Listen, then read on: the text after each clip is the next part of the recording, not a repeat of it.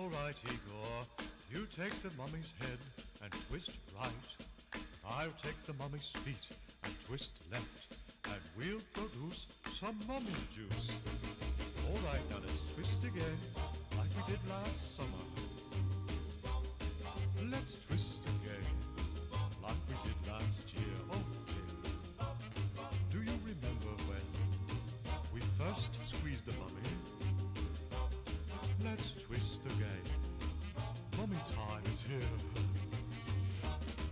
Now round and round, up and down we go again. And we'll produce the juice that we love so.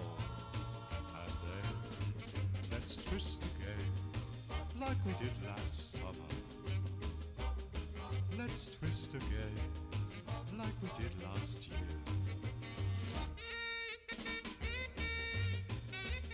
You remember last summer, Igor, when we twisted that fellow right out of his skin? Ooh, what's that flying around up there? Is it a bat? No! Is it a vampire? No! Is it the twister? Let's twist again. It's the mummy season. Let's twist again, like we did last year. Do you remember when we first started squeezing, Igor? Let's twist again. Mummy time is here, oh dear. And round and up and down, go again. And we'll produce the juice that we love so. And then, let's twist again, like we did last summer. Let's twist again, like we did last year. One more time, let's twist again. Mummy time is here.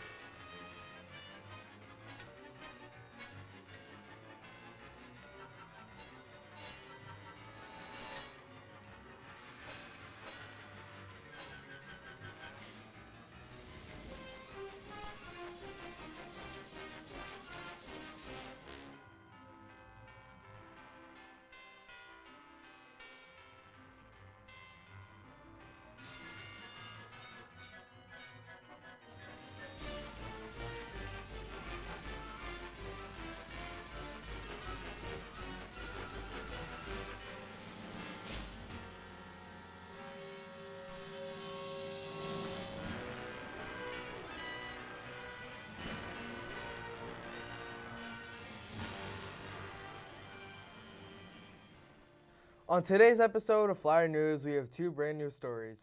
First, we have a story from Anya Patel about the jewelry robbery at Louvre. Then we have the weather with Anya Patel. After that, we have another story from Gabe Garofalo about Trump's administration beginning to lay off federal workers.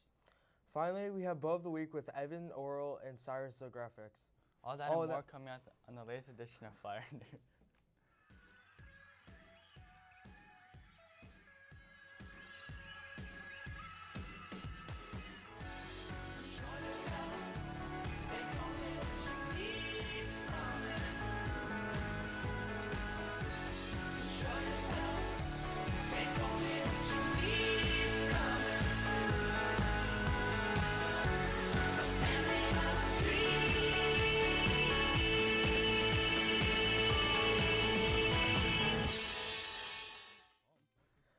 Good morning, Flyers. Today is day one with periods running A, B, C, D, E. From Flyer News, I'm David Simongi. And I'm Parker Chen. Do you wear jewelry, Parker? Does a chain count as jewelry? I have no idea. Oh well. Okay. Anyways, let's send it to Anya Patel about the news about the jewelry robbery at Louvre. Good morning, Flyers. My name is Anya Patel, and today I'm going to be telling you about the jewelry robbery at the Louvre Museum in Paris. On October 19th at 9:30 a.m., jewels were taken from the Apollo Gallery in the Louvre. They were taken when two people climbed up to a second-floor balcony of the gallery using a monte mebulus, a truck-mounted electric ladder, which is commonly seen being used to get furniture into apartments in Paris. The robbers broke in through the window using power tools and tripping the alarm. While the museum staff contacted the police, the security team evacuated the building. The robbers smashed two display cases and took jewels estimated to be worth $102 million. Taken was a tiara of Empress Eugenie, wife to Napoleon III, the Empress Eugenie decorative bow, the Empress Eugenie brooch, a sapphire tiara necklace, and one earring worn by Queen Hortense, wife of Louis Bonaparte, and Queen Marie Amélie, wife of Louis Philippe I, and parts of Napoleon Emerald wedding gift set given to Marie Louis, his second wife. In the robbers' haste, they dropped the Empress Eugenie crown. They escaped by climbing back down the ladder, where two other people from their team were waiting on motorcycles. In total, they were in and out of the museum in around 8 minutes. Currently, there are no leads on suspects. That's all for now. I'm Anya Patel, and let's take it back to the desk. Hey, yesterday was pretty nice outside. Yeah, it was pretty sunny if I remember correctly. Yeah, something like that, though. Yeah, hopefully the weather continues on like this in the future. Hopefully, let's hope about that. But let's send that to Anya Patel with the weather.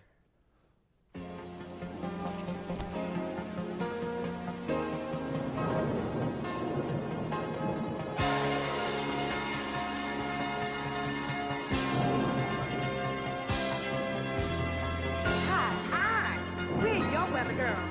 And have we got news for you?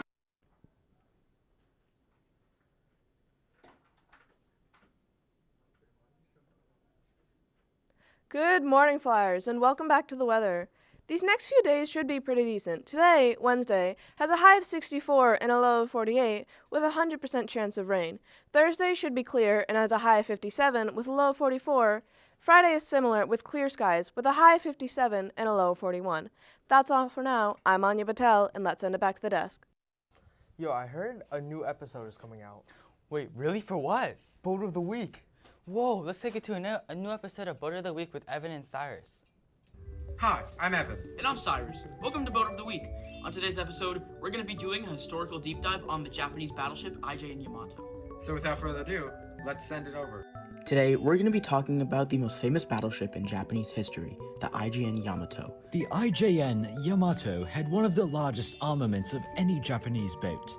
The ship was named after the ancient Yamato province and was the lead ship of her class of battleships built for the Imperial Japanese Navy shortly before World War II. She and her sister ship, Musashi, were the heaviest and most powerfully armed battleships ever constructed, displaying nearly 72,000 tons at full load and armed with 9 6-inch Type 94 main cannons, which were the largest ever mounted on a warship in history. The Yamato was designed to counter the numerical superiority of the United States fleet, which was the main rival of the Japanese.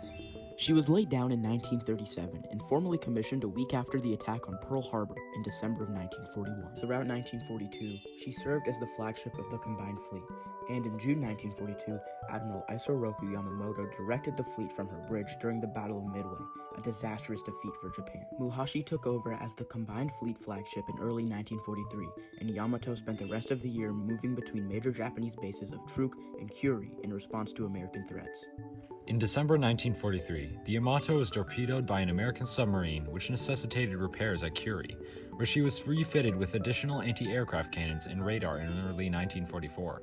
The only time Yamato fired her main cannons at enemy surface targets was in October of 1944, when she was sent to engage American forces invading the Philippines during the Battle of Leyte Gulf.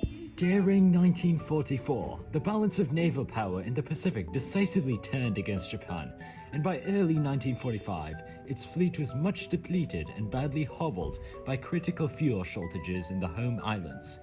In a desperate attempt to slow the Allied advance, Yamato was dispatched on a one-way mission to Okinawa in April 1945, with orders to beach herself and fight until destroyed, thus protecting the island. The task force was spotted south of the Japanese island Kyushu by U.S. submarines and aircrafts, and on the 7th of April 1945, Yamato was sunk by American carrier-based bombers and torpedo bombers, with the loss of most of her crew.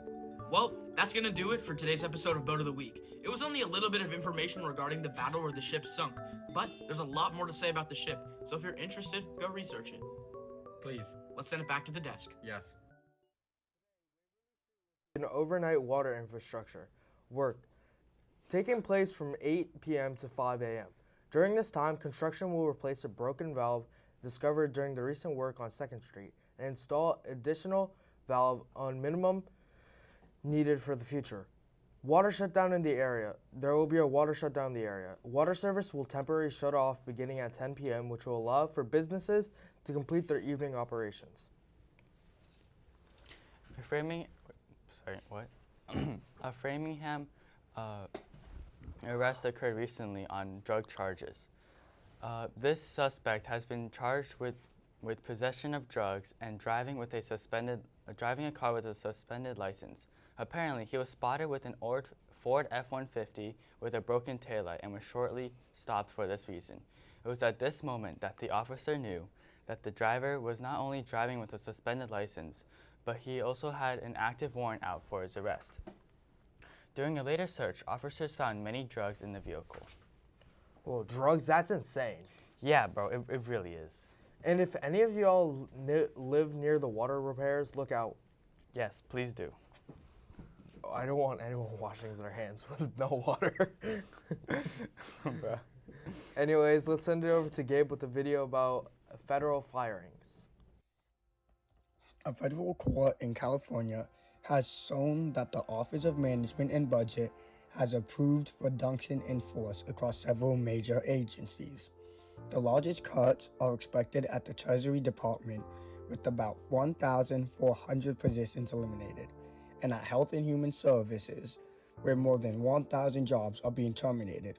Smaller layoffs are also planned at Education, Housing, and Urban Development and Commerce. Unlike the temporary furloughs common during shutdowns, these dismissals are permanent. OMB Director Russell Vought confirmed in a social media post that RIFS have begun, signaling that agencies are moving forward despite warning from legal and labor experts that such actions could violate federal law. The White House says the layoffs are necessary to manage costs and maintaining essential operations during the funding lapse. Critics, including the American Federation of Government Employees, argue that the administration is using workers and leverage in its standoff with congressional Democrats over spending legislations. Several lawmakers, including some Republicans, have expressed alarm over the move, with Senator Susan Collins calling it unnecessary and harming. The union representing federal workers have already filed lawsuits to halt the layoffs, arguing that permanent firing during a shutdown are unlawful and could take years to undo. I'm Gabriel Krillo. Let's bring it back to the desk. It is now time for the pledge. Yes, and possibly some announcements too. So let's send her over to the pledge then right now.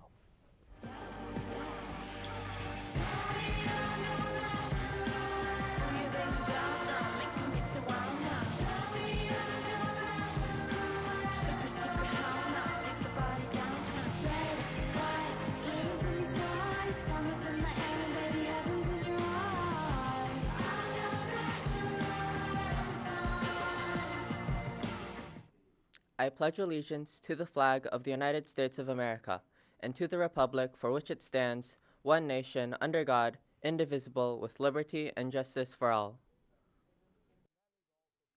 Go to Flyer News. You can rewatch this and other broadcasts again on our YouTube channel or the FEC TV tab on our school's website. And while you're at it, don't forget to check us out on Instagram at Framingham High Studios. Additionally, make sure you remember that you can sign up to make an announcement by going to the link in our Instagram bio. From Flyer News, I'm Parker Chan. I'm David Samungi. Have a wonderful Wednesday, Flyers.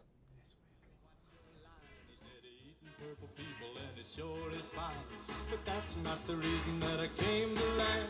I want to get a job in a rock and roll band. Well, bless my soul, rock and roll, flying purple people eater, pigeon-toed, undergrowth, flying purple people eater. He wears short shorts. Friendly little people eater, what a sight to see.